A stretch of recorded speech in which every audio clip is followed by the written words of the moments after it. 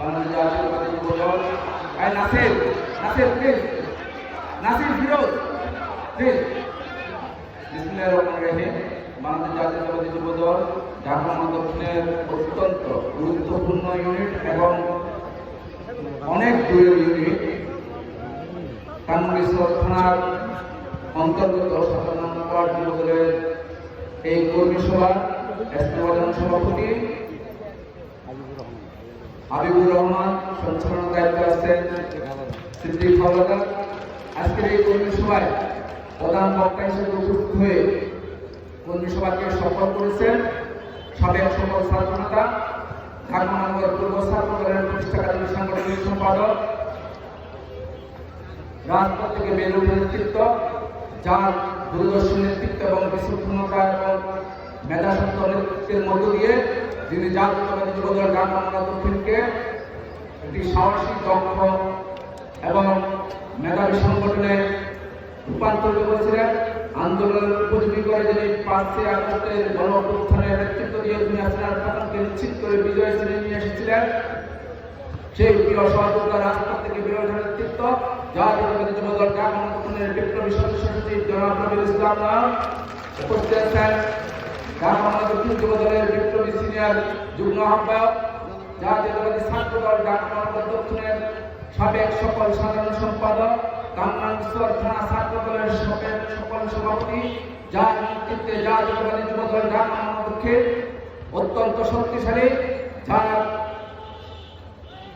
অমায়িক ব্যবহারের কারণে জাতীয়তাবাদী ছাত্র দল, জাতীয়তাবাদী যুবদল ঢাকা দক্ষিণের প্রতিটি নেতাকর্মী যার প্রতি শ্রদ্ধাশীল, যার নেতৃত্বের গুণে জাতীয়তাবাদী যুবদল ঢাকা মহানগর দক্ষিণের প্রত্যেকটা থানায় ঐক্যবদ্ধ। প্রিয় সহযোগিতা জনাব এম এ কাপ্পার উপস্থিত আছেন। জাতীয়তাবাদী যুবদল ঢাকা দক্ষিণের এই কর্মী সভার বিশেষ অতিথি সাবেক সকল ছাত্র নেতা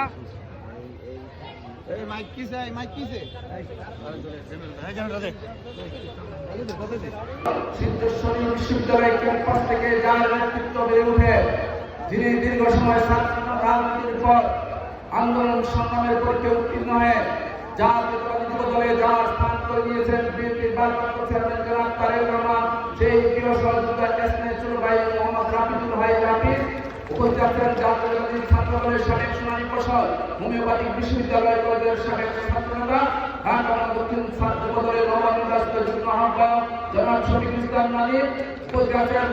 আলিয়াবাদ ছাত্র দলের সাবেক সকল সভাপতি, ঢাকা দক্ষিণ যুবদলের বিপ্লবী যুগ্ম আহ্বায়ক মুকিম হোসেন উপস্থিত আছেন। জাতীয়তাবাদী যুবদল ঢাকা দক্ষিণের নবনির্বাচিত যুগ্ম আহ্বায়ক জনাব সাবা করিম রাকি উপস্থিত আছেন। জাতীয়তাবাদী যুবদল ঢাকা দক্ষিণের নবনির্বাচিত যুগ্ম আহ্বায়ক শাহ মোহাম্মদ মাসুমিল্লাহ এবং আজকের এই কর্মী সভায় বিশেষ অতিথি হিসেবে উপস্থিত আছেন জাতীয়তাবাদী যুবদল কানমুড়িশ্বর থানা যুবদলের বিপ্লবী সভাপতি, নবনির্বাচিত যুবদল ঢাকা দক্ষিণের আহ্বায়ক কমিটির সদস্য হুমায়ুন কবির বিশেষ অতিথি হিসেবে উপস্থিত আছেন। জাতীয়তাবাদী যুবদল কানমুড়িশ্বর থানার বিপ্লবী সাধারণ সম্পাদক জনাব সোহেল আহমদ এবং অর্থবাদের নেতৃবৃন্দ, ঢাকা দক্ষিণ যুবদলের নবনির্বাচিত আহ্বায়ক কমিটির সম্মানিত সদস্য আওলাদ হোসেন, সম্মানিত সদস্য মোহাম্মদ ইমন, সম্মানিত সদস্য মোশাররফ, সম্মানিত সদস্য রুবেল সহ ঢাকা দক্ষিণের নেতৃবৃন্দ এবং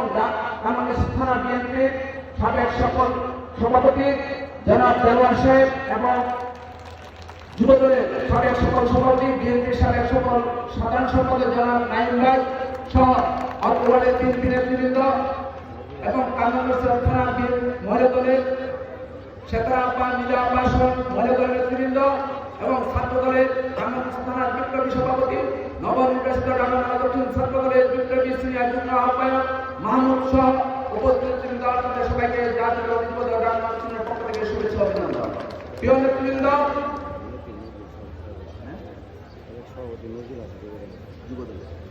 যুবদলের কানমুড়িশ্বর থানা যুবদলের সাবেক সভাপতি নজরুল ভাই সহ উপস্থিত নেতৃবৃন্দ, আপনাদেরকে জাতীয়তাবাদী যুবদল এবং এখানে যারা উপস্থিত শ্রমিক দল, স্বেচ্ছাসেবক দল সহ সকল অঙ্গসংগঠনের নেতৃবৃন্দকে যুবদল দক্ষিণের পক্ষ থেকে শুভেচ্ছা অভিনন্দন।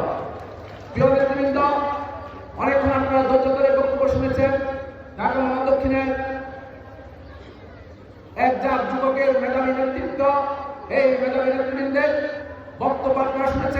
কি করতে হবে কি করা যাবে না এই মুহূর্তে কি করণীয় সবকিছুই তারা আপনাদের মাঝে বক্তব্যের মাধ্যমে পেশ করেছেন। আমি আশা করি প্রত্যাশা করি আপনারা সবাই বক্তব্য অত্যন্ত গুরুত্ব সহকারে শুনছেন এবং বক্তব্যগুলো অনুসরণ করবেন। নেতৃবৃন্দ কষ্ট করে কথা বলছেন, কথা আমাকে শুনতে হবে। নেতৃবৃন্দ তাদের নিজের কথা বলে নাই, তারা দলের কথা বলেছেন। বিএনপি বারবার বলছেন জনাব তারেক রহমানের বার্তা আপনাদের মাঝে পৌঁছে দিয়েছেন, তাই সেই বার্তাগুলো অত্যন্ত গুরুত্বপূর্ণ। আজকে দেশে ষড়যন্ত্র হচ্ছে, ওই ৭১-এর পরাজিত শক্তি, ৭৫-এর পরাজিত শক্তি, ৯০-এর পরাজিত শক্তি আজকে এক হয়েছে। যেমনি ভাবে দেশ নিয়ে ষড়যন্ত্র হচ্ছে, তেমনি ভাবে বিএনপির জনপ্রিয়তার কাছে তারা ঈর্ষান্বিত হয়ে বিএনপির বিরুদ্ধে ষড়যন্ত্র করছে। ষড়যন্ত্র ছিল, ষড়যন্ত্র থাকবে, তার মাঝে মাথা উঁচু করে বীরের মতো হেঁটে যাবে জাতীয়তাবাদী যুব দল, বিএনপি, ছাত্র দল, স্বেচ্ছাসেবক দল, তারেক রহমানের নেতৃত্বে।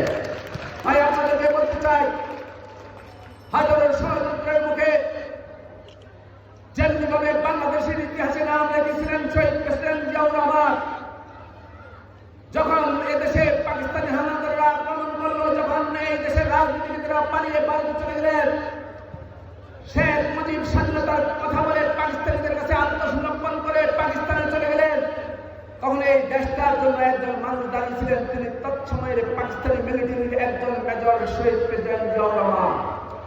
তিনি সেদিন চট্টগ্রামের কালুরঘাট থেকে বলেছিলেন, আমি মেজর জিয়া বলছি, আমি বাংলাদেশের স্বাধীনতা ঘোষণা করছি। সাথে সাথে দিক বিদিক শূন্য দিশেহারা জাতি তখন একটা জায়গায় থমকে দাঁড়িয়েছিলেন, যে যেখান থেকে ছুটছিলেন খালে দিলে গ্রাম থেকে গ্রামে সেখানে ঘুরে দাঁড়িয়ে গেলেন। জিয়া রহমানের কণ্ঠ শুনে তারা বুঝতে পেরেছিলেন একজন মানুষ আমাদের বাংলাদেশের পক্ষে কথা বলা। তিনি সেদিন শহীদ প্রেসিডেন্ট জিয়া রহমান কথা বলছিলেন, ছাত্র যুবক তখন জিয়া রহমানের আহ্বানে অস্ত্র হাতে রুখে দাঁড়িয়েছিলেন। ৯ মাস লড়াই করে পাকিস্তানিদেরকে পরাজিত করলেন। জিয়া রহমান ব্যারাকে ফিরে গেলেন। দেশ শাসনের দায়িত্ব আসলো সেই স্বাধীনতার কথা বলা, বুলি বলা, বড় বড় আওয়াজ বলা লোকদের হাতে। সেই ব্যক্তিগুলি সেদিন সকল গণতন্ত্রের কথা বলে দিয়ে সকল রাজনৈতিক দলকে নিষিদ্ধ করে একটা বাক্সের মধ্যে বন্দী করলেন, তার নাম ছিল বাক্সা। আর আমার নেতা শহীদ প্রেসিডেন্ট জিয়াউর রহমান পরবর্তী অভ্যুত্থান ৭ নভেম্বরে সিপাহী জনতার অভ্যুত্থানের মাধ্যমে যখন বাংলাদেশের দায়িত্ব পেলেন, তিনি বাংলাদেশের প্রথম সংস্কার শুরু করলেন। বাক্স থেকে গণতন্ত্রকে মুক্ত করে সকল তিনি সকল সংবাদপত্রের স্বাধীনতা দিলেন। এভাবেই শহীদ প্রেসিডেন্ট জিয়াউর রহমান প্রথম বাংলাদেশের সংস্কার শুরু করলেন। তৎসময় কিছু রাজনীতিবিদ মার্ক্সবাদ, লেনিনবাদ, সাম্রাজ্যবাদ এবং সমাজতন্ত্রকে যারা ধারণা করে তারা বলেছিল মিলিটারি অফিসার কিভাবে দেশ চালাবে। আর সেই সময় সেই মিলিটারি অফিসারটি বাংলাদেশের সবচেয়ে জনপ্রিয় জননেতায় রূপান্তরিত হলেন মাত্র ৩ বছরের কথা। তিনি ৩ বছরে সারা বাংলাদেশের মানুষের হৃদয় জয় করলেন, হৃদয়ের মনের মণিপুরায় স্থান করে নিলেন। সমালোচকরা মুখ বন্ধ হয়ে গেল। দলে দলে জিয়াউর রহমানের মতাদর্শ, শ্রেষ্ঠ মতাদর্শ, কালজয়ী দর্শন বাংলাদেশী জাতীয়তাবাদে বিশ্বাসী হয়ে বিএনপির পতাকা তলে সবাই হাজার হাজার লক্ষ লক্ষ সারা বাংলাদেশ ঐক্যবদ্ধ হয়ে গেল। তার প্রমাণ যেদিন শহীদ প্রেসিডেন্ট জিয়াউর রহমান দেশি বিদেশি ষড়যন্ত্রের মাধ্যমে শাহাদাত বরণ করলেন, পৃথিবীর ইতিহাসে মুসলিম উম্মাহর ইতিহাসে সর্ববৃহৎ জানাজা হয়েছিল শহীদ প্রেসিডেন্ট জিয়াউর রহমানের। এটাই প্রমাণ করে শহীদ প্রেসিডেন্ট জিয়াউর রহমান কতটা জনপ্রিয় ছিলেন। আর মিন্টুদের মুখ বন্ধ হয়ে গেল। সমগ্র বাংলাদেশ একটি কাপুরের পিছনে দাঁড়িয়ে গেলেন জানাজায় অংশগ্রহণ করার। আমি বক্তব্য সংক্ষিপ্ত করে শুরু করবো। জিয়াউর রহমান শাহাদাত বরণ করলেন। এদেশের উপর নেমে এলো, এদেশের উপর নেমে এলো স্বৈর শাসন। এর সাথে গৃহবধূ থেকে রাজপথে নেমে এসেছিলেন বেগম খালেদা জিয়া। জনগণের প্রয়োজনে, দেশের প্রয়োজনে সেদিন হিন্দুরা বলেছিল ওই এক গৃহবধূ কিভাবে দেশের নেতৃত্ব দিয়ে কিভাবে রাজনীতি করবে। কিন্তু এই গৃহবধূ তার প্রিয় সন্তানদেরকে স্কুলের বারান্দায় রেখে লড়াই শুরু করলেন। সেই লড়াইতে এসছেদের হাজারো পরমাণু তিনি পা দিলেন না, তিনি আপসীন লড়াই করে গেলেন। তিনি লড়াই করে ৯০ স্বৈরাচারী এরশাদের পতন ঘটিয়ে ধ্বংসস্তূপের উপর বাংলাদেশের গণতন্ত্রের পতাকা উড়ালেন বেগম খালেদা জিয়া। সেদিন তিনি সারা দেশের মানুষের কাছে আপসীন দেশের হিসেবে প্রশংসিত হলেন। আর বেগম খালেদা জিয়া বাংলাদেশের সংস্কার করে প্রেসিডেন্সিয়াল শাসন থেকে তিনি সংসদীয় গণতন্ত্র উপহার দিয়ে তিনি বাংলাদেশের প্রথম নারী প্রধানমন্ত্রী হলেন। এটাও ইতিহাসের বুকে দিল। তেমনি ভাবে শুধু হলো সংস্কার, শুধু বিএনপির হাত ধরে এসেছিল। এই বেগম খালেদা জিয়া লড়াই করতে করতে গণতন্ত্রের জন্য জীবনের সবচেয়ে মূল্যবান সময়গুলা আরাম আয়াস বিসর্জন তিনি গণতন্ত্রের জন্য লড়াই করে গেলেন। সে কারণে তিনি জাতির কাছে উপাধি পেলেন mother of democracy, Begum Khaleda Zia গণতন্ত্রের মাতা হিসাবে। অন্য কারো নামের সাথে মাদার অফ ডেমোক্রেসি নাই, অন্য কোনো নেতানেত্রীর নামের সাথে আদর্শিক নাই, অন্য কোনো নেতানেত্রীর নামের সাথে স্বাধীনতার ঘোষক নাই, অন্য কোনো নেতার নামের সাথে প্রথম রাষ্ট্রপতি এই নামটা নাই। সেটা কেবলমাত্র আমার আদর্শের জনাব শহীদ প্রেসিডেন্ট জিয়াউর রহমানের নামের সাথে আছে। আমার আদর্শের কর্মী বেগম খালেদা জিয়ার নামের সাথে আছে, অন্য কারোর সাথে না। আর শহীদ প্রেসিডেন্ট জিয়াউর রহমান এবং বেগম খালেদা জিয়ার রক্ত যার গণতন্ত্রে প্রবাহিত, তিনি হলেন আমাদের অভিভাবক বিএনপির ভারপ্রাপ্ত চেয়ারম্যান জনাব তারেক রহমান।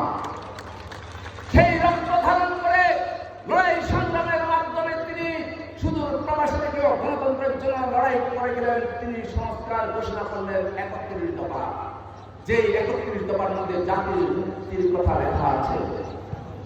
দুই পাশে 31 দফাগুলো লেখা আছে। আপনারা দেখবেন প্রত্যেকটা দফার মাধ্যমে কিভাবে জাতি চলবে, কিভাবে একটা দেশ পরিবর্তন হবে, কিভাবে একটা রাষ্ট্র এগিয়ে যাবে, কিভাবে একটা রাষ্ট্র আত্মমর্যাদা নিয়ে বিস্তার করে সবকিছু উল্লেখ করা আছে। এখানে উল্লেখ করা আছে 20 দফা 20 দফাতে প্রতিরক্ষা বাহিনীর অধিকতর আধুনিক এবং সক্ষমতা বৃদ্ধি করে এবং সকল বিতর্কের ঊর্ধ্বে রাখা, একটি গোষ্ঠীভিত্তিক সর্বোচ্চ রাষ্ট্র পরিচালনা করে এই সকল সেক্টরকে বিতর্কিত করে নিয়ে গেছে। আমরা যে সেক্টরটাকে সবার উপরে রাখতে চাই সেনাবাহিনী, সেটা তারা বিতর্কিত করে নিয়ে গেছে। তাই তারেক রহমান বলছেন এই বাহিনীকে আধুনিকরণ করা হবে, সক্ষমতা বাড়ানো হবে এবং বিতর্কের ঊর্ধ্বে রাখা হবে। তারেক রহমান ইতিমধ্যে ঘোষণা করেছেন যে প্রত্যেকটা পরিবার জন্য একটি রেশন কার্ড, একটি ফ্যামিলি কার্ড চালু করা হবে। যেই কার্ডটি যে হবে ফ্যামিলির একজন নারীর নামে, সেই নারী তার শিশু সন্তানকে বিনা বেতনে পড়াশোনা করতে পারবেন এবং চিকিৎসার ব্যবস্থা করতে পারবেন। সেই কার্ডের মাধ্যমে, ভর্তুকির মাধ্যমে রাষ্ট্র ব্যবস্থা যেভাবে চাল ডাল আত্মীকরণ করা হয়, সেই কার্ডের মাধ্যমে আপনি নিত্য প্রয়োজনীয় সামগ্রী অতি স্বল্প মূল্যে কিনতে পারবেন। কেবলমাত্র তার প্রমাণে এই চিন্তাটা করেছেন, অন্য কেউ নয়। তাই আপনাদেরকে বলবো তারেক রহমানের সেই সুদূর প্রসারী চিন্তাটাকে এগিয়ে নেওয়ার জন্য যুবদলকে ঐক্যবদ্ধ থাকতে হবে। সকল ভেদাভেদগুলিকে একটি পতাকা দলে আমাদের ঐক্যবদ্ধ হতে হবে। সেই পতাকাটি রেখে গেছিলেন শহীদ প্রেসিডেন্ট জিয়াউর রহমান, তার নাম বাংলাদেশী জাতীয়তাবাদ। কিছুক্ষণ আগে পিএসসিবি আসার সময় দেয়ালে লেখা দেখলাম, তুমি কে আমি কে, বাংলাদেশী বাংলাদেশী, আমাদের পরিচয় বাংলাদেশী। অনেকে বলে বাঙালি, আমরা বাঙালি না।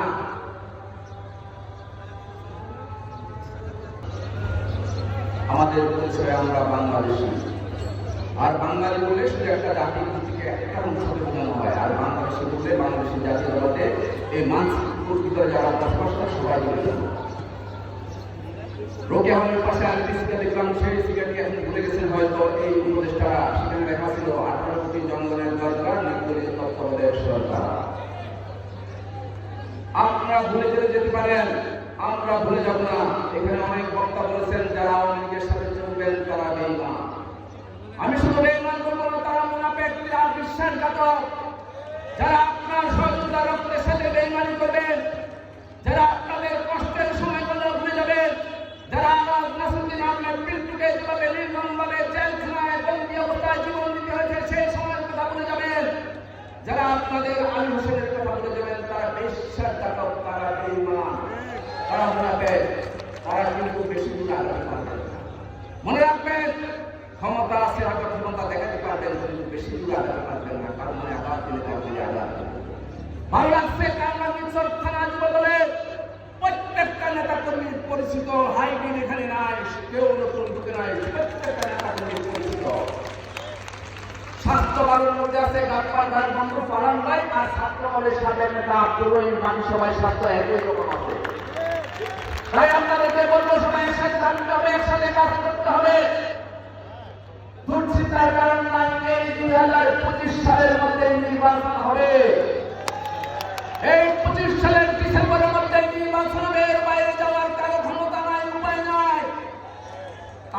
জানে তারেক রহমানের নেতৃত্বে বাংলাদেশের এখন যারা পালিয়ে যাওয়া পরাজিত শক্তি ছাড়া সকল রাজনৈতিক দল ঐক্যবদ্ধ হচ্ছে নির্বাচনের দাবিতে। ওনাদের অনেক নড়েছে, নির্বাচন দিতে হবে, দেওয়ার মতো শুরু হয়েছে। নির্বাচনের মাঝে আমরা লড়াই করে জিততে চাই। হাসিনার মতো দিনের ভোট রাতে নয়, হাসিনার মতো আমি তুমি ডামের নির্বাচন নয়, হাসিনার মতো কুত্তা মার্কা গোল মার্কা নির্বাচন নয়। জনগণের উপস্থিতিতে উৎসবের মাধ্যমে আমরা জিততে চাই। আর জনগণ যদি তার উৎসব ভোটের মাধ্যমে বিএনপিকে নির্বাচিত করে বিএনপি রাষ্ট্রপতি পরিচালনা করবে, আর জনগণ যদি সঠিক ভোটের মাধ্যমে অন্য কাউকে বেছে নেয় সেখানে বিএনপি সহযোগিতা করবে। তারেক রহমান স্পষ্ট ভাষায় বলিতেছে, তারেক রহমান বলিতেছে আমরা যদি নির্বাচিত হই জনগণের কাজ করবো এবং 2 বারের বেশি রাষ্ট্র ক্ষমতা ধরে আমরা রাখবো না। এতে প্রমাণ হয় তারেক রহমানের ক্ষমতার প্রতি কোন লোক লালসা নাই। লোক লালসা আছে বাংলাদেশের প্রতি, বাংলাদেশের জনগণের প্রতি, বাংলাদেশটাকে এগিয়ে নেওয়া। তাই আপনাকে চিন্তা করতে হবে কোন নেতা কারা কোন সুরে কথা বলে, তাদের ইচ্ছা বুঝতে হবে। কিছু লোক বলেন যে মানুষের মানবতার মতবাদ নাকি গ্রহণ করা যায় না। উন্মত্তবাদের উপর ভিত্তি করে রাজনীতি করছেন। বাংলাদেশের সংবিধান কার দ্বারা রচিত? ওনারা বলেন যে জনগণের রচিত সংবিধান ওনারা বিশ্বাস করেন না। কাকে বিশ্বাস করেন? আপনি যেমন বিশ্বাস করেন আল্লাহকে, আমিও বিশ্বাস করি। আল্লাহ আপনার এখানে, আল্লাহ আমাদের মুসলিম জাতির, আল্লাহ আমাদের সৃষ্টিকর্তা, রিজিকদাতা, আশ্রয়দাতা, আল্লাহ আমাদের সবাই। সেইটাকে ইসলামকে পুঁজি করে ধর্ম ব্যবসার মাধ্যমে মানুষের ইমোশন নিয়ে খেলা করবেন না, মানুষকে ভিন্নভাবে প্রভাবিত করার চেষ্টা করবেন না। বিভিন্ন সময় পরাজিত হয়েছেন, সামনেও পরাজিত হবে, এমনকি সামনে অস্তিত্ব সংকটের মুখোমুখি হতে পারে। যেমনি বলে আজকে আওয়ামী লীগ খুঁজে পাওয়া যায় না, চিড়িয়াখানায় রাখার জন্য কাউকে খুঁজে পাওয়া যায় না, হারিয়ে গেছে, দুর্লভ বস্তু হয়ে গেছে, ডাইনোসরের মতো ইতিহাস থেকে বিলুপ্ত হয়ে যাচ্ছে। সেদিনও বড় বড় কথা বলেছিল, দাম্ভিকতা অহংকার ছিল সেদিনও। আল্লাহ পাক রব্বুল আলামিন ধৈর্য ধরেন, সবুর করেন, দেখেন তো লাস্ট শেষ বিচারে তিনি সঠিক বিচারটাই করে। যেরকম বিচার হয়েছে এই দুঃশাসন, ভোট চোর, মাফিয়াদের উপর। এই খুনি হাসিনা কথায় কথায় বলতেন তার নাকি হারানোর কিছু না। এখন নিবোধ, অবোধ, সুবোধ বালিকার মতো বলে আমাকে কেন বলা হয় ফ্যাসিস্ট? কাকে বলবে? কাকে বলবে? তুমি সকল হত্যার নির্দেশদাতা, সকল সহযোগিতাকে তুমি হত্যা করছো, হাজার হাজার ছাত্র জনতাকে হত্যা করছো। আর আমরা যদি এই হত্যার বিচার না চাই, এই হত্যার পক্ষে নিয়ে যদি আমরা আওয়ামী লীগের বিচার না চাই, আমরা বিশ্বাসঘাতক হয়ে যাব, বেঈমান হয়ে যাব। সেই সন্তান হারা মায়ের কাছে, সেই স্বামী হারা বোনের কাছে, সেই ভাই হারা ভাইয়ের কাছে, সেই সন্তান হারা পিতার কাছে আমরা যতক্ষণ বেঁচে আছি সকল হত্যাকাণ্ডের বিচারের জন্য লড়াই করে যাব, স্লোগান দিয়ে যাব।